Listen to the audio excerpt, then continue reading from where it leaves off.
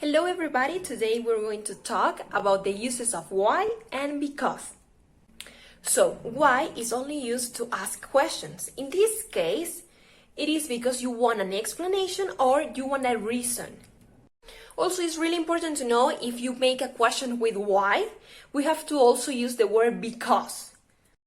So you start a sentence with the word because when you want to start explaining the reason of something.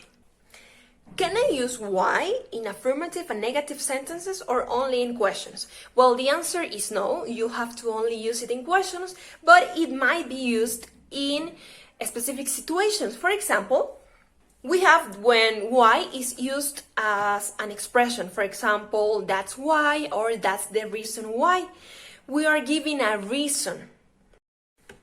You can also use the verbs understand or get to create a small sentence. For example, I don't understand why or I don't get why. That was all for today. If you like this video, please share with your friends and give me a like. Thank you.